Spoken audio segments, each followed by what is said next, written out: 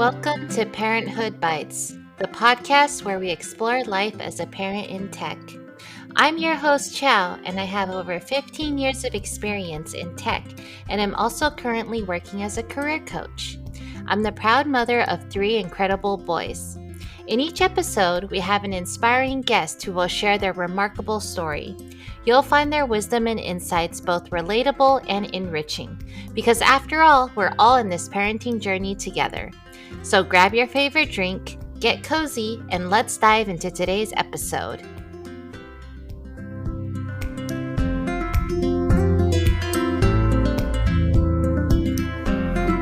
Hi everyone, welcome to episode 60 of Parenthood Bites. We're here today with Ha Tran, a former tech executive turned coach. Her coaching, The Inner Fire, focuses on providing clarity to get unstuck and thrive both in life and at work. She works remotely and is currently in Northern California. Hi Ha, how are you today? Hi, Chow. I'm very good. How are you? I'm good, thank you. And I'd love to hear a little bit about your coaching. How did you get into coaching and what do you focus on? So, my coaching journey started a long time ago. I was working with one company based in Taiwan. Back then, the founder started working with me, asking some question about how to elevate the team's performance, how to empower his team to make more decision and to act more like an owner. They are an early stage startup. So, I was coaching their engineering team, their engineering manager on leadership and also how to manage up. So it started there. And then interesting thing is after that, every engagement that I have outside of my full-time job, it turned into a coaching relationship where my stakeholders started coming to me for advice, either on leadership or managing up, or a lot of time when I realized reflecting back, their question is really about clarity, like how do I move forward with this situation. And then in 2023 the same pattern happened. I was working with a co-founder of a young startup where they've been struggling with their product operation, product roadmaps, and the founder was dealing with a very difficult decision, like what to do, how do I manage this team. So that relationship turning into a coaching relationship where I create a space for the founder to come in to ask questions, to clarify his thought. I help him pull the thread in terms of what he's already thinking. Eventually he realized the solution on his own and was able to make the decision that helped him move forward and achieve the goal of building more rapidly, right? So at the end of that engagement, he told me something that sparked the idea of starting coaching full time. He said, I love our coaching relationship, and I think you're really good at this. If you ever decide to have your own coaching practice, I would love to bring you customers. He made me promise him like to not raise the rate with him. And I was like, sure, you sparked the idea and I love it. And you are going to bring me customers. So no, I'm not going to raise your rate. Wow, that's so awesome. So at that time, were you working with him from a coaching capacity already, or was it like you had a different role and then you started doing more coaching? Yeah, I was leading operations, like organization operations. And prior to that, I was chief of staff. So this is one of the close relationship, like the thought partner, sparring partner kind of relationship. So I had the opportunity to learn about their struggle, their ambitions, and from there, being able to create that space for them. That's really neat. And these folks you're talking about were like leaders and like founders and stuff. So do you focus on working with founders and leaders or all types of people, or is it? I've been working well with founder prior to jumping on coaching full time. My client right now, I have product manager, I have people with 20 years of experience also in product management, and then I also have IC who's looking to advance their career. There's another client who's in deep in the job search. I don't want to limit my coaching client to, just founder or just product management or just managers, because I think clarity in life is something that everyone can be benefited from. And the way that we're looking for clarity right now is looking after or even seeking playbook framework. I think at some point you have enough playbook, you have enough framework. And what you need is actually a bit more clarity, a bit more courage. And coaching is all about creating a space for you to build that courage, to see that clarity, and to take action. And I want to emphasize that playbook frameworks are great. But at some point, you need the clarity to act. You need the courage to make decision. Absolutely. Like those are great tools, but you Right. also need additional things and you can help provide that. Yes. Yes. That's awesome. So, how can people find you if they're looking for your help? Yeah, I share story and insights every week on LinkedIn. And then people can also find me through my website is right now. It's not the easiest thing to remember. It's Kriya, CRIYA.site/Coach Ha, my first name and last name, Coach Ha Tran. Awesome. Thanks for sharing that. And we'll link that in the show notes as well as on my website when I post this so people can easily access it, so they can easily reach out to you. Yeah, thank you. Yeah, of course. Thank you for sharing all of that. Sounds really awesome. So, how many kids do you have and what are their ages? I have three kids. Oldest is 6.5. The second is almost 3 years old, and the youngest is 13 months. Wow, so you have your hands full. It sounds like that's really fun ages that you have a good variety. Yeah, yeah.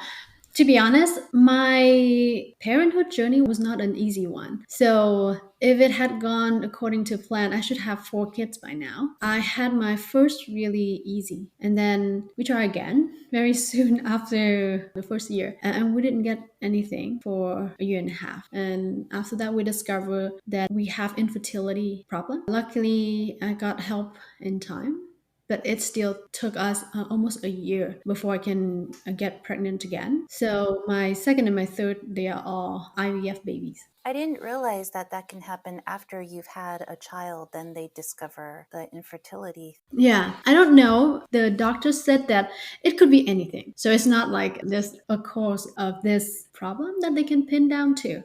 Yeah, yeah. But it's really amazing that you have two beautiful children as well. Yeah, And it sounds like their age ranges are pretty like about 2 to 3 years apart. yes. My second and my third, they are almost 2 years apart. And that is like as soon as I can get the third one in. Like they recommended I waited a year after my second to transfer the next embryo. Got it. So now, are you three and done at this point? I'm done. I'm done. So the thing about having kid is this. I've been telling my friends and family, like if I am younger, I would definitely have more, maybe two more. I always want to have more kids. The reason I have kid is I have so much joy having them. So at this age, on the edge of being 40 soon, I think having more kid and jumping back into the cycle of milk, bottle, and diaper again is not something that I will enjoy as much. So that is where I decide I'm done. This is it. I'm still enjoying having three, but then adding 2 more years of diaper and milk bottle, and I would be miserable. So there goes my decision. Yeah, yeah, that makes a lot of sense. I definitely do experience like from the first kid, the waking up, all of that. It was, tiring, but it was manageable. And by the third, I was like, oh my God, I'm so, it was like, just put the kid next to me, roll over here, Right, and right. it was just so much harder. So I definitely resonate with you where it was like after the third, I was like, okay, Yeah, that's, because it's just the energy. It takes a lot out of you because you're also raising toddlers during the day. It's not just right, a baby. right. Yeah. And this is something important because I saw many moms asking the same question, like, how do you know you're done having kids? For me, it's the mental load mostly because from luckily with sleep training and routine building, we have a very easy time. Like my kids sleep 12 hours every night, even my youngest. So 7:30 p.m. I'm kid free. But then the mental load of doctor appointment, what activity to plan for them, how do I balance their nutrition to make sure that they don't eat too much junk and they are all healthy. My first grader, how do I support him through school, homework, and teaching new concept in life? Yeah, it sounds like it's too early, but he's already at that age. And then for a toddler, realizing that, changing environment is difficult for him, like moving from the daycare room to the preschool room is a big shift that we had to go through for like 3 months and then plan it for like months before that. So the mental load is really something that I have to take into account. But otherwise, yeah, with sleep training and routine building, we have pretty easy time with three kids. Yeah, make it more manageable. But Yeah, like you yeah. said, even when you're like quote unquote kid free, you're not really kid free because once they go to Right. sleep, you're thinking about, okay, next day lunch and clothes they're going to wear. And is Exactly. everything, and it's like been getting colder. Do I have their jackets? Do I need to get them more clothes? Is it going to rain? Just all of those things, right? It just never Yeah. stops.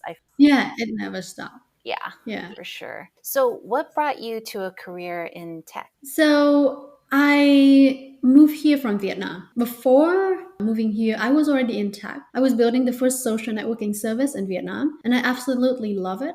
What I didn't realize was that I was in tech. So coming to the US, it was made obvious to me that this career in different industry, like the first 5 years in my career, I was just like happy to have a job. I didn't care like what industry I was in. I was just happy to have a job, love my job, building the network, caring for my customer. And then moving to the US, I actually went through almost a year of job searching before landing three offers, one in sport management, one in restaurant management, and one in tech. And then the decision to choose tech is very trivial. It's like it paid the most. And, with two student loan right outside of business school is the thing that makes sense. Like we have to make money fast to pay back this loan. So there goes the decision. Yeah, yeah, it's the reality of it. Like, okay, Hmm. that will help me move forward my Yeah. life that much quicker, Yes. for sure. So, how many years were you working in tech when you became a parent? I had been working in tech for 2 years before becoming pregnant. And by the time I had my kid, it's approaching my third year. Got it. So, what was sort of your role at that time, and what was the parental leave like? So I was with user testing doing business operations, and I was at 2 years mark at that point. And the parental leave, I thought it was really good because I had 16 weeks. At Google, I also had 16 weeks plus 1 month before the due date. That is optional. Oh, Like that's if I nice. want to take that month off, Google gave me that option as well. And then I had my third with a different company, but comparable parental leave policy, 16 weeks. The only difference, though, is how hard it is to navigate the whole process of getting parental leave. With user testing, and my other startup, I didn't have a kid at Google. It was pretty easy. I didn't even know about the process because HR took care of it. But with my third company, even though we have an agency working on the process, there was a lot of paperwork still fall on my lap. I had to go to the doctor's office, get them to sign some forms, and even for returning to work, I had to book an appointment. And, it was a lot of work compared to the last two times that I had babies. Yeah, I remember going through that. I was so stressed. I was like, what if I miss this thing? What if I don't submit this? Like, because there were a few places where I had that experience where I had to go through all of it myself, call the companies and look it up and see what it was. And it's just so much nicer when they do it for you. And so, what was it like going back to work after your leave? And also, did you take your leave all at the same time? Yeah, so with my first, I took the whole time. I took it off the whole time because I was not managing anyone. I had a boss. So I feel like returning to work was easier. I was not worried about anything really. Like in terms of job security and in how I work with my team. I didn't feel like there's a threat or I need to worry about my performance or anything like that. The second time I returned to work, I was head of customer success. So I did not take the whole 16 weeks. I returned after, I want to say 2 months. Officially, like I returned 2 months officially, but unofficially, I was working in the background with my team 1 month after I give birth. And it was my decision. No one forced me. And I was working behind the scene to support a manager that I promoted to make sure that she has everything she needed to succeed in her new role and also manage up with the CEO in my stead. Because when I was out, I was preparing her with like, here are the three questions you need to ask. If anything new, apart from what we already planned, if anything new we ask of you and the team, here are the three questions you ask. So I prepare for this situation and I was just like happy to hear she reported back that those three questions become really helpful. That's awesome. So, just kind of being available for her if she needs your support as Yeah. well. Mhm. Yeah, and it sounds like at least work was very accommodating and stuff, but it was kind of your decision of like, hey, do I want to be involved and stuff? But it was also very Yeah. much because you were a very, very supportive leader, wanting to make sure to be there for them. Yeah. And then the third time, I also did not take the whole 16 weeks all at once. I also wanted to return early. And on hindsight, I should not have done so. For one, I knew that this is my last baby, like the last time I have a newborn. So there was a lot of emotional attachment to that. So even though I planned to return early, that wasn't easy. I was like, what if I miss time with my kid? I don't want to. So it was hard emotionally. And then there's some turbulence in terms of, family event. We have a loss in the family. Our help. My mom was supposed to be here, but because we had a loss in the family, she had to return to Vietnam. And then we were left with no additional help. So return early at this time was not a smart idea. And not to mention, with this job, I was pretty ambitious in terms of wanting to have career advancement. So all of these elements, all I know, just make it really overwhelming for me. And then a few months in, I already feel like, wow, this is too much. This is not working as I wanted it to. And 4 months after I returned, I started feeling like I want to leave my job. I want something else that I can be more present at home and have more time to spend with my kids. So for a month, I woke up and I was like, this is the day. I'm going to tell my boss that I'm leaving. And after a month of doing that, you're kind of like at the breaking point. And then I was telling my boss, yeah, I need to leave.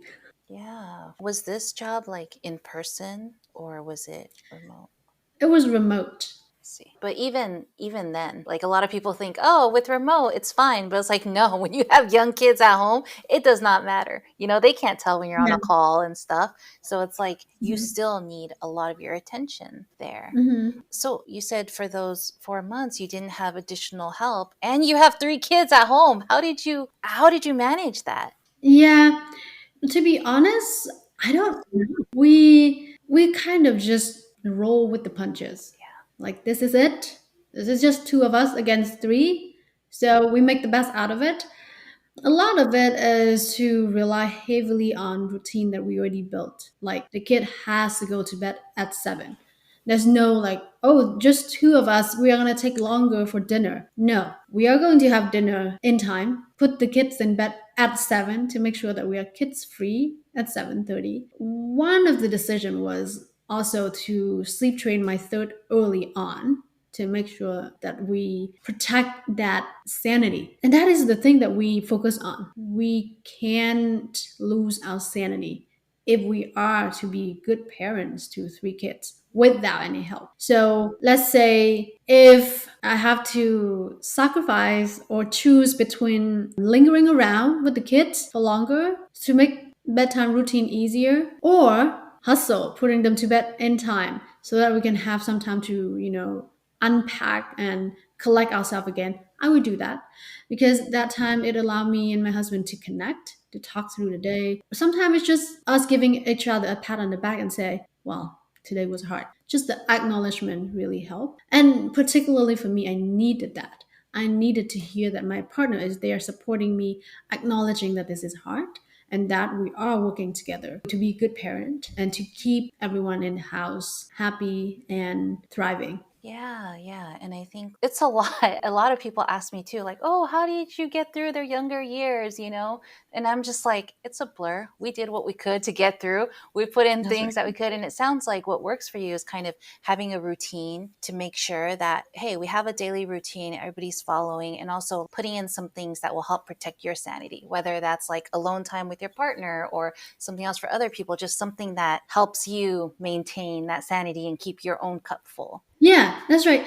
So it go back to my big idea of philosophy in anything. It is clarity. And in this case, clarity for us mean what do we prioritize here? Like do we just go with the flow? Do we just prioritize the kid at all cost? Or what do we prioritize? And for us, it's just the sanity. We can be tired, but we cannot lose our sanity. Yeah, absolutely. It reminds me of, on the airplane, they're like, put your face mask on yourself first.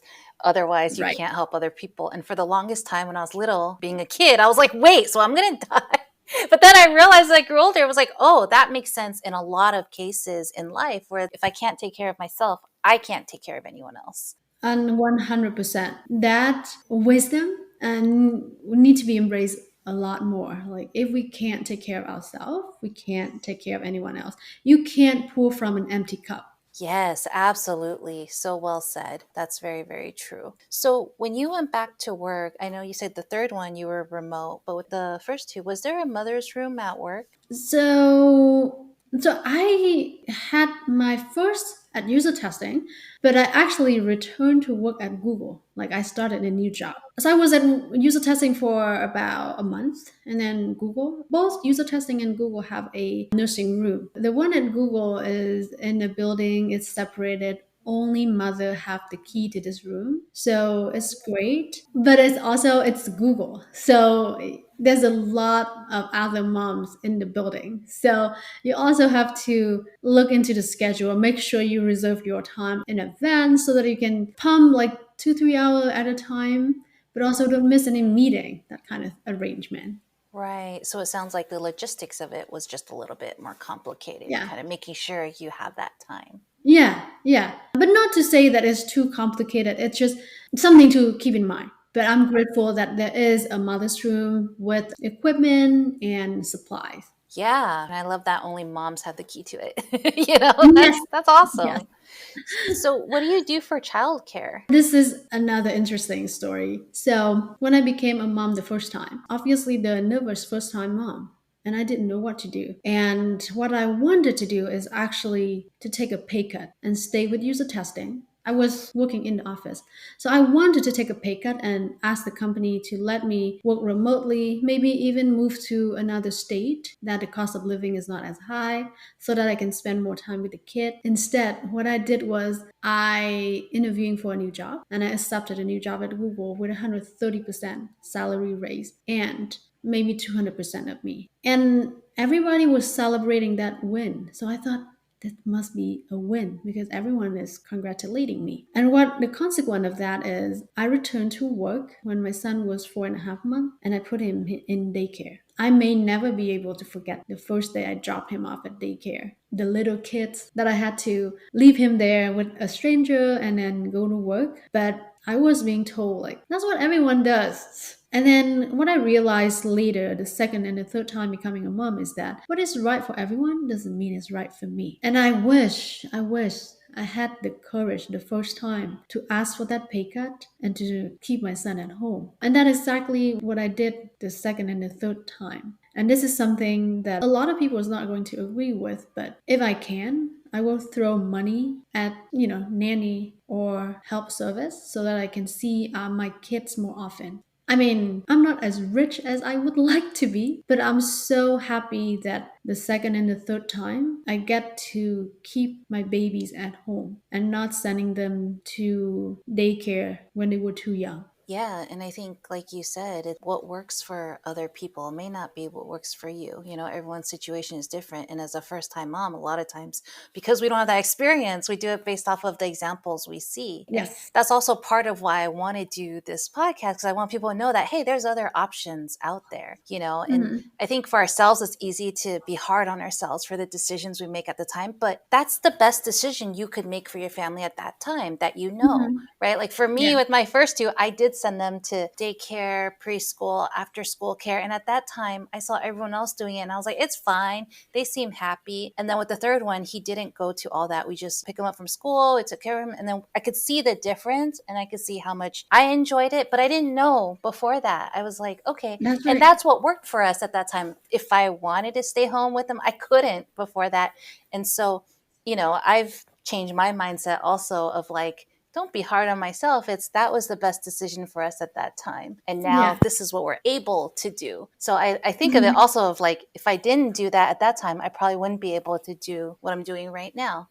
So it kind That's of right. contributed to some of that. Yeah. So oftentimes we think about what is right and what is wrong, and we always try to do the right thing. And then the thing that we need to realize is that even right thing is stemmed from doing the wrong thing or seeing the wrong thing first. So if I didn't send my kids to daycare and didn't know how hard it is to drop him off, then I wouldn't be able to do something that feel right for me when I had my second and my third, which is to keep them home, because I just don't want to see that again, to drop them off when they can't even crawl, when they still want to nurse with me instead of a bottle. So the right thing for me that I was able to do later, rooted in the wrong thing that I saw Right. with my first child. Right. And like you said, you couldn't figure out what was the right thing for you until you saw the other things like, Yeah. oh, okay, that's what works better for me. Mhm. And again, like you said, it's not, some people like to judge different parents, like to judge different parents, behaviors and stuff, but there's no judging. I think it's just what's Yeah. right for one person might not be right for another person, but you know best, Mhm. you and your family know best what's best for your Mhm. for Yes. sure. And so, how has your work life changed since you became a parent? I know you touched on that a little bit earlier, but I'd love to hear like just how it's changed overall for you. I think it doesn't change in a big way, but it changed in the little thing. And then I would argue that once you stop worrying about being hungry or not having a place to sleep tonight, every little thing become big. So before I had my kid, I was able to have a lot of free time. I would spend the weekend 50% of Sunday and Saturday for biking, for exercising. I would be able to make a big batch of Vietnamese food to serve friends and family. Like I was able to make 100 egg rolls in one weekend, and I would do Wow. it every month or every 2 months because I love making food, right? And I love sharing foods with friends and family. But that is the thing that I can't do right now. Like meticulous foods that I was able to do back then, I can't do now. I have to opt in for simpler recipe so that I can serve not just myself but also the whole family of five at the moment. And then I can't spend half my day biking. So before having kid, I was able to do a lot of biking, train for what we call is a grand pondo, which is a kind of a race that you can opt in for different distance, like 30 mile, 50 mile. And I did a couple for 55 miles, but I have not been able to do so since I have kids. For right now, because they're still young. Yeah, for right now. And then Mhm. eventually you'll get back into Yeah. that phase. Yes, Nice. eventually. And so what has been your biggest struggle or challenge being a parent in tech? I think the biggest struggle is being present with the kids. I moved to Colorado during COVID, and then that also means the end of like childcare. And started to learn what it's like to be working remotely and having a kid. And I immediately thought, this is great. I can just cruise through the day with my kid, but it wasn't that easy. I was on the phone even when I was playing with my son. And that means I was not paying full attention to what he was doing, what he was playing with, and what kind of development, the aha moment that kids have. And then not to mention sometime when work demand more of me, like an urgency or, someone asking me for a deliverable or a document, and I was not at my desk because I was watching my kid.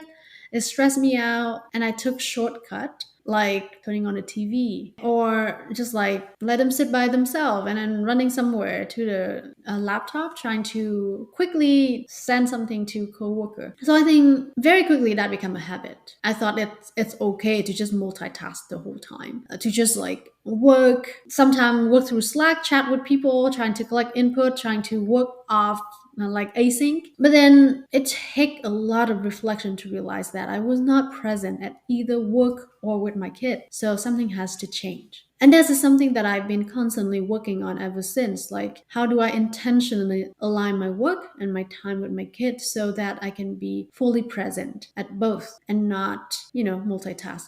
It's not perfect. There was still a lot of like multitasking, being with the kid and still looking at some document, trying to download progress of work before the next meeting, for example.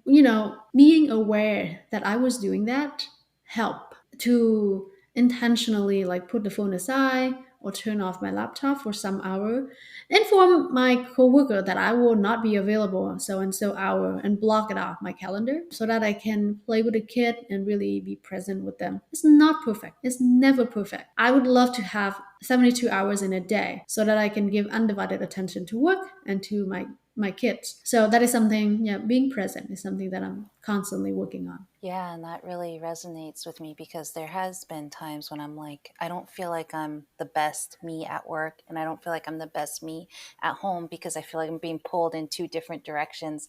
There's been so many times where I'm like, okay, I have a meeting for like half an hour. Just go play on your iPad for half an hour. And then after that half an hour, I feel bad, I feel bad about my Mhm. kid, but then you don't even have time to process it because you're like, I gotta jump to that next meeting. And That's it's right. like, oh gosh, okay, maybe just 20 more minutes this time, watch TV.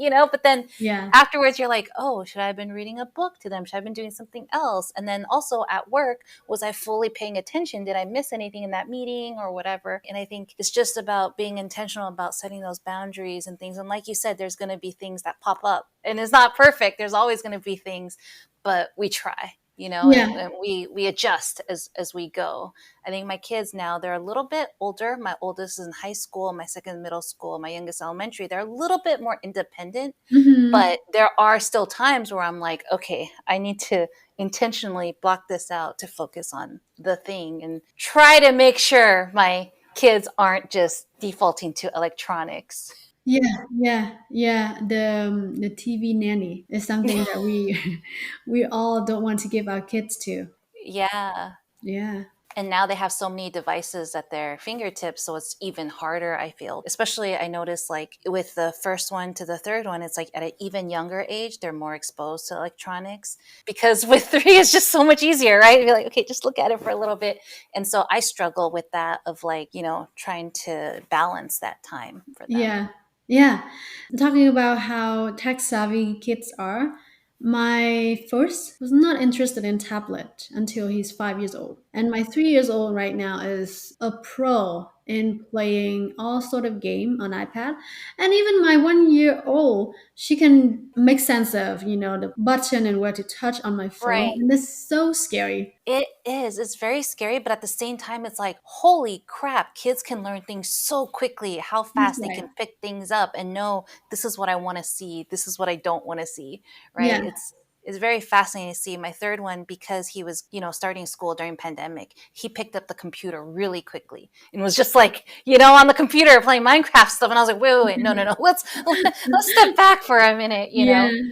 So for me, the biggest reason I want to be more present with them is also I read this somewhere a long time ago and it stuck with me, which is kid doesn't have memory until they are about 5 years old. And I believe so. Like I don't remember anything before I was 5 years old. But doesn't have memory doesn't mean their character is forming from early on. So if I don't pay attention to them or I don't recognize their emotion or I don't talk through things, even though they don't have any memory until 5, but a lot of those character building is already happened. So if I don't intentionally take our time to process their emotion, help them navigate these emotion, I will have to pay the tax for it later. So that's my main motivation in intentionally carving out time even when they are really young to play with them, talk to them, and make sure I'm aware of what growth stage that they are in. Absolutely. And they reflect a lot of our behaviors, right? So if we show Mhm. them we don't care, that's how they're going to show to their peers and to other people too. And Mhm. even now, as my kids are older, I find I have to have these intentional conversations with them and stuff. Otherwise, I don't know what's going on in their lives. I Mhm. don't know how to help them if I'm not staying connected. So I Yeah. think you make a really good point about being intentional, about being present and really listening to them and Mhm. understanding what they're going through. Even Mhm. if it's like, hey, today it's in daycare, that kid took my toy, whatever it is, like just really showing them that we care about Yeah. what they're dealing with. Yeah, and it's this amazing thing that happened when I intentionally choose to do so. So one of the seemingly small thing that I've been trying to do is to acknowledge my kid's emotion. For the 1 year old, that means whenever she cries, I don't tell her it's okay, because for her it is not. Obviously, she's crying. So instead of just saying it's okay, there's nothing, and I noticed this like in every culture because we have Chinese nanny, we have nanny from Ukraine, someone speaks Spanish, and they all saying the same thing in their language, like it's nothing, it's okay. And I intentionally don't want to say so. I want to hold my kid when they're crying and say, I know it's hard, but I'm here. I'm here. I just want to repeat that a lot for her and for my son to know that I'm here, I'm always here. I know it's hard. And then what it looks like for my 3 years old is also, I got an ouchie, or big brother took my toy. I just want to acknowledge, I know it's hard. This is what we're working on. And explain to him and to his big brother what they are doing, what play really mean, what having fun really mean, and if a toy is creating trouble instead of creating fun for the both of you, mommy is going to take it away. So having this little conversation really helped them. Like from there, they fight with each other less and they try to build with each other more. So I love the return on these quote unquote investment in terms of time and intention that I put in my kids. It fills my cup at the same time to know that I am able to do these things for them. Yeah, and I love that you're doing that and giving them that reassurance that, like, hey, mommy's here. And I think as they get older, that reassurance will continue to be very valuable to them. And I think as they get older, it's about how to continue making them feel that way so they feel comfortable to continue to share things with you, Yeah, right? I think it's so important you're doing that now and setting that foundation because, like you said, even if some of the memories don't start early, but I mean, even if they don't remember it, those yeah, foundations are set, yeah, and they will know, mhm, they will feel that, oh, mommy is here for me no matter what. And I can open up to her. I can tell her these things. yeah, And trust me, when they get older, you're going to want them to, really want to be able to tell you those things. And that's the main thing I've been trying to focus on is really making sure they know that no matter what, I will be here. I acknowledge what you're going through, but let's figure it out together. yeah, yeah. So, on the flip side, what do you see as like a benefit or, one of the bigger benefits of being a parent in tech? I think the benefit of being a parent in tech, to me, the obvious one is you have financial tool. You're able to afford many things for your kids. I'm just saying the reality of it because I wouldn't be able to afford a lot of things for my kid if I was working somewhere else, getting smaller paycheck. And the second thing is to have opportunity to see the world differently, like how technology evolve and how technology empower our life and our work. Having this knowledge and kind of have the option to choose how much of that I want to instill in my child and how much of that I want them to deviate from tech. One of the big decisions we made during COVID is we moved to Colorado and we wrestled with this decision a lot. We were in Silicon Valley in the heart of innovation. Moving away, does this mean that we're robbing our child of the opportunity to be at the heart of innovation? School, extracurriculum, community, in tech. But ultimately, we accept that, remote work's going to be the future. And betting that Boulder is going to be the next tech hub is going to be just as good, if not better, than Silicon Valley and moved away. So I think that's the two obvious benefit that I see. Like you get exposed to the technology, the evolution, and you have the choice to decide how much you are going to involve your kids, and then your affordability, the things that you can afford for yourself and for your kids. Definitely. And so then was it after pandemic, then you decided to move back? Yes. After the pandemic, we decided to move back to North California and not to Silicon Valley, to North California just so they can have more family. We love Colorado. I would really love to stay, but we didn't have any family for the 2.5 years that we were there. And it was sad for the kid because back then we only had one and he didn't get to see his cousin grandparent, so that was really tough on him and on us, so we decided to move back here. Yeah, and it's nice for the kids to be able to grow up around Yeah, family as well. yeah, I know when I was little, it was like all our family was in Taiwan and it was just us here. So whenever at school they had like grandparents there or anything, I was always by myself, like, okay, it's fine. yeah. And so yeah, so now when my kids are able to grow up with like grandparents and stuff, I think that's so valuable. Hmm. If possible, Yeah, it's nice. yeah. So, what would you say is your biggest struggle at your kids' current ages of 6.5, almost 3, and 13 months? Yeah, I think the biggest struggle is being patient with them. I constantly have to remind myself that testing boundary is their full-time job. They will spend every waking moment trying to test their boundary. So the thing that we don't like, for example, example, my 6 years old, if he asks me something and I say no, he will ask his dad. And he will ask again tomorrow or, 5 minutes later. And it's annoying at times, especially if you're trying to focus on work and you realize that he just asked the same question 5 minutes ago, or he's trying to go around by asking dad. But the thing is, that's his job. He just really wants something and he's trying to hack everything away so that he can get what he wants. Right? And that is how kids learn. So if I would have scolded at him, one, it's not going to work because they have no problem going at it again 5 minutes later. But two, is discouraging to their learning spirit. They want to learn, they want to explore possibility, and in a way, they also want to explore their influence. Like, I can't get it through mom, I'm going to test it with dad, right? And they also testing if mom and dad are being consistent. So it's not their fault that they are testing us, but it's our fault if we, one, get mad at them, two, not being consistent with each other. So I think a lot of this take awareness. Like, you have to be aware what you're fighting here. Sure, there's a lot of things that are annoying to you, but then is it a fair thing for a kid to do? And I think, if I'm being honest with myself, a lot of things that they are doing are fair, even when they're fighting with each other, right?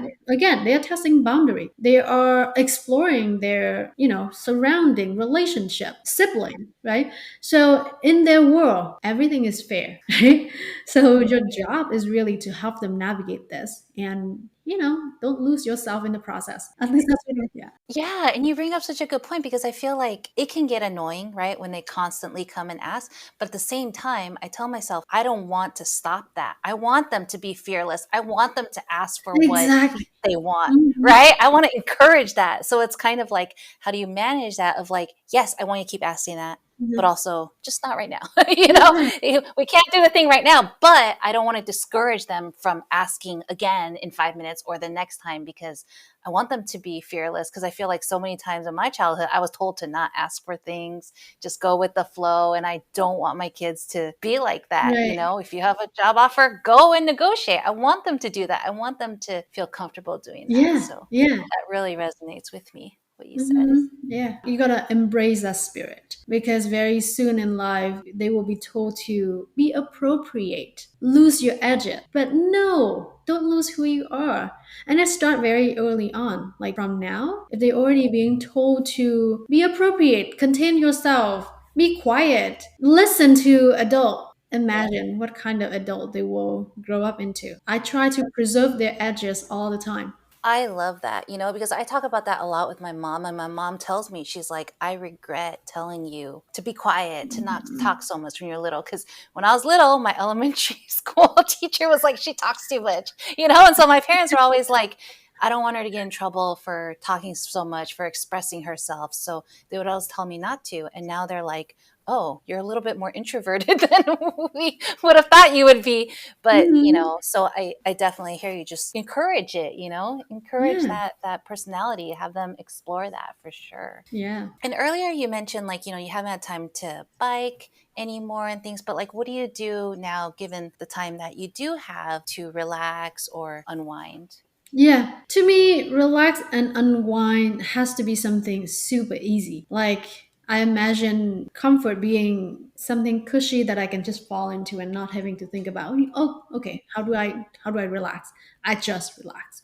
So I have a couple of TV shows that I really love. And sometimes for me, relaxing just mean turn it on, something I already watch. But I know I find a lot of comfort in that show. So I just turn it on. Sometimes when I feel like I'm losing my cool, to collect myself, I just play that in the background. And just the comfort of, the character and the flow of certain scene, it instantly made me feel like, okay, this is something that grabbed me and just take off all the burden during the day. That's just something that worked for me. I do watch new show, but when I really need to relax, I watch old show because I already know I had so much fun watching the show already, right? Why choosing something else? And intentionally, I do this because a lot of time when my husband and I have time to relax with each other, he's into new things. He's like, oh, there's this new movie coming out. And I was like, no, no, no. I just want to watch this show. My husband does that too. He goes, you'll love it. It has great reviews. I'm like, yeah, but this show makes me laugh. I just want That's to right. watch this. That's I right. don't want to learn a new story. Yeah. Yeah, yeah. And then what you said is also resonate with me, which is there will be day that even though I'm not stressed out or anything, and then when we sit down to choose a movie or something to watch, I will be like, oh no, I'm not watching action movie today. I want to watch comedy show. I just want to laugh, Yes. right? So being able to choose what you like is, I think this is a skill that I learned much later on, because I thought, let's choose something that the other person like. So if they're happy, then we are of service. We should be proud of ourselves. And I was like, no, no, no. Again, I'm not pouring from an empty cup, so I need to sit with what I like for a lot of day. So I would tell my husband what I like exactly. I want comedy, or today I can watch action movie. So be very clear about what you want, right? And then taking care of myself is something that helped me relax as well, like knowing that I can afford to take care of myself. So I do little thing like foot bath, face mask, Yeah, yeah. or put on lipstick in the morning. Right. It's really funny because early in my career in the US, I would dress up really nicely going to the office in Silicon Valley, where everyone dressed so casual, and people would ask me like, where are you going today? You dress up so nice. And I was like, I dress up to see you. Right? Because I just dress up to feel good. But when facing with question, I intentionally say so to kind of normalize this, like, I'm going to work with this. This is me. Right? This is what put me at ease, right? Even though it might seem trivial or it might seem over the top, there are days I just need to be over the top, either with my super red lipstick or super red dress, even if I'm not going to the office these days. But if I feel like it, I put it on just to make myself feel good. Absolutely. You see me, I put eyeshadow on, eyeliner, but it's like, Oh, I love it. am I really going anywhere I with them? love it. But it makes me feel good. It makes me happy. And that's so important. It doesn't matter what other people That's think. right. If it makes you feel good and you feel like you're your best self, Mm-hmm. why not? Mm-hmm. Right? 100%. I love that. That's so important. I mean, I do my nails a lot too. And my Mm-hmm. kids are like, oh my God, you're doing your nails. And I'm like, this makes me happy. When I'm Mm-hmm. typing or whatever and I see my nail sparkly, I'm like, okay, that Mm-hmm. brings me joy. And what you said about I just sit into a chair that's comfortable and I don't have to think twice about it. I think that's so, so powerful, because when you want to relax, you do want to just sit into that chair and just not think about it, right? Yeah. So I think it's so important to identify what are some of those things that you can do to just relax immediately without any like barriers to entry. Mm-hmm. Exactly. Barrier to entry. If there's a barrier, it's no longer relaxing. Yeah, I love that. Mm-hmm. I don't know. I feel like that's all you hear from me this conversation because a lot of things you said, I'm just like, yes, yes, absolutely. So the last thing I like to ask is just what's something you would tell someone who's planning to have kids or something you wish you knew before you had kids? Something that I would love to know before I have kid is that there's no wrong in parenting. As long as you don't do any harm to your kids, then everything is up to you. How you want to shape your routine around the house, how you want to take care of your kids, you are right in caring. And that's all that matters. I had my first kid, and then in the hospital, I was forced to pump, or at least I feel like I was forced to pump. I feel like I was forced to give formula to my baby, and it felt heavy. And I cried the whole time. And I thought maybe I'm wrong because this is my first time. But going through it the second time, no one forced me to pump. No one forced me to give formula to my kid. I was just in a different hospital. And with, more years of parenting under my belt, I have the confidence to say, I don't have to. If I don't want formula, I'm not going to give formula to my kid. If I want to wait for my milk to come in, I will wait. And then the other thing I do want to emphasize is take the whole time off, however you have. Either it's 8 week, 12 week, 16 weeks, however much you get, take the whole time off. For one, especially for the birthing parent, you will need that whole time to recover. And two, those are precious time to kiss the little finger, little feet, to snuggle with the newborn. They are only newborn for what, a few months. And before you return to work, just tell your manager what you need to feel like you are easing back, or whatever that is for you. I wish I had told my manager that I need small win to feel like I'm not a distable employee because I have kids. And that is something that I didn't communicate, and I wish I did. And then the last thing is, you will be successful. Whatever you do, however your career turn out, you will be successful. You are already successful. But being a parent is probably one of the few things in life that you actually matter. You matter to the kids. So give it the dual attention, dedication from the start. That's so important. I mean, to our kids, especially when they're young, you're Mhm. their everything. And so every single thing you do, they're watching, they're paying attention, they're learning, and they're loving it too. And so I think those young years are really, really, really important. And you mentioned like taking the break all at once. But I think earlier you also talked about like having to work a little bit in the background during the parental leave. Would you recommend people to just completely unplug, or do you feel like, if you were to do it again, you would still feel like, hey, I should check in from time to time? So I don't regret what I did because at the time I felt like I can do it, like physically and emotionally. Like I feel like I'm 100% back and I can support the team. So that's what I do. At the same time, a company is not going to die or going through major shock just because you take 16 weeks off. So the decision that I made to return early, one is mainly because I want to support that team member. That's why I work in the background. But then officially, I didn't return early. I made sure that my stakeholder, my executive team know that I'm off. I hear you. So it's essentially like there's no this or that. It's more of, hey, you do what you need to at that time, what's best for you at that time, and then you set the expectations as you need Mhm. to, and also make sure you express what you need from your Yeah. manager and things like that for when you do need Mhm. to return. The most important thing is to check in with yourself. Like, am I ready for this? So I also mentioned the third time returning to work, I was ambitious. I wanted to do a lot of things, but I didn't do enough of checking in with myself or not honest enough with myself.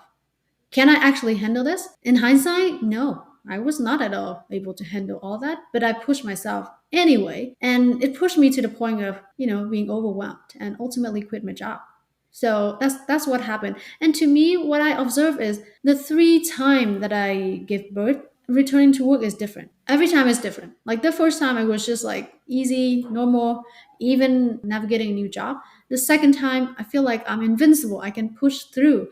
The third time, I wanted to be invincible, but I was not. Right. So you got to be realistic about how you're Mhm. feeling at that time.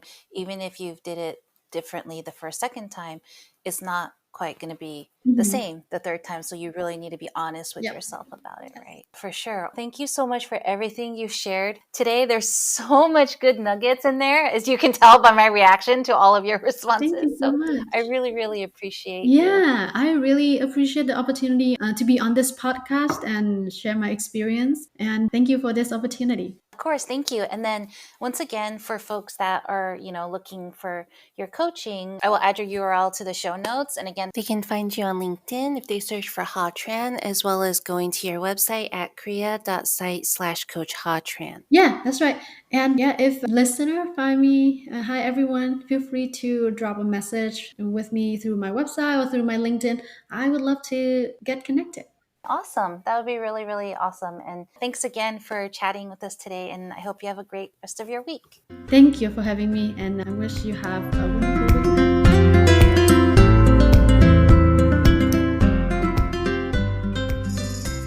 Thank you so much for joining us today on Parenthood Bites. We hope you found our episode informative and entertaining. If you're a parent in the tech world or know someone who is, we'd love to hear from you. Please reach out to us at chow@parenthoodbites.co, and we'll be thrilled to add your experiences to our interviews. That's chow, CHIAO, at parenthoodbites.co. And to our potential sponsors out there, if you're a business or know of one that would like to support and partner with our podcast, please don't hesitate to get in touch. You can also reach us at chow@parenthoodbites.co. Thank you once again for tuning in, and we wish you a fantastic rest of your week. Until next time, take care and stay curious.